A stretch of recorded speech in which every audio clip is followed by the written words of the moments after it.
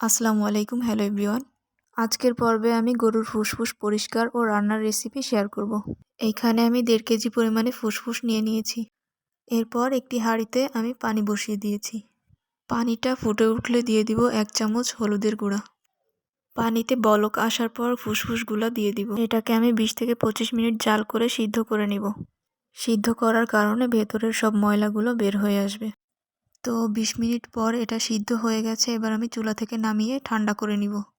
ঠান্ডা হওয়ার পর আমি ভালোভাবে ধুয়ে পরিষ্কার করে ছোট ছোট টুকরো করে কেটে নিয়েছি। আপনারা চাইলে আপনাদের পছন্দ অনুযায়ী কেটে নিতে পারেন। এবার কথা না বাড়িয়ে আমি চলে যাব মূল রান্নায়। প্রথমে চুলায় প্যান বসিয়ে দিয়ে দিব রান্নার তেল।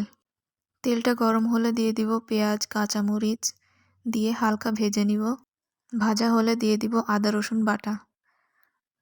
আদা রসুন বাটাটা একটু ভেজে নিব যাতে কাঁচা গন্ধ না থাকে। আদা রসুন ভাজা হলে এরপর একে একে আমি সব মশলাগুলো দিয়ে দিব। তো এখানে আমি দিয়েছি লবণ, হলুদের গুঁড়া, মরিচের গুঁড়া ও সামান্য পানি দিয়ে ভালোভাবে কষিয়ে নিয়েছি মশলাটা। মশলাটা কষানো হলে এখানে আমি ফুসফুসগুলো দিয়ে দিয়েছি। এরপর মশলার সাথে ভালোভাবে মিশিয়ে ভাজা ভাজা করে কষিয়ে নিব। সামান্য পানি দিয়ে দিব যাতে নিচে পোড়া না লাগে। এরপর ঢাকনা দিয়ে ঢেকে আমি 5 মিনিট ভালোভাবে কষিয়ে নিয়েছি। এরপর এখানে সিদ্ধ হওয়ার জন্য পানি দিয়ে দিব। এরপর ঢাকনা দিয়ে ঢেকে 20 থেকে 25 মিনিট আমি এটাকে রান্না করে নিব।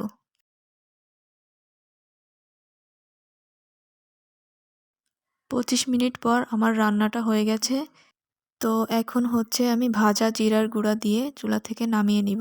এখানে আমি আমার পছন্দ অনুযায়ী আলু দিয়ে দিয়েছি। আপনারা চাইলে আলুটা বাদ দিতে পারেন। আশা করছি আজকের রেসিপি সবার ভালো লাগবে। ভালো লাগলে লাইক ও ফলো দিয়ে পাশে থাকবেন। দেখা হবে নতুন কোনো ভিডিওতে নতুন কোনো রেসিপি নিয়ে। আজকে এই পর্যন্তই। ভালো থাকবেন সবাই। আল্লাহ হাফেজ।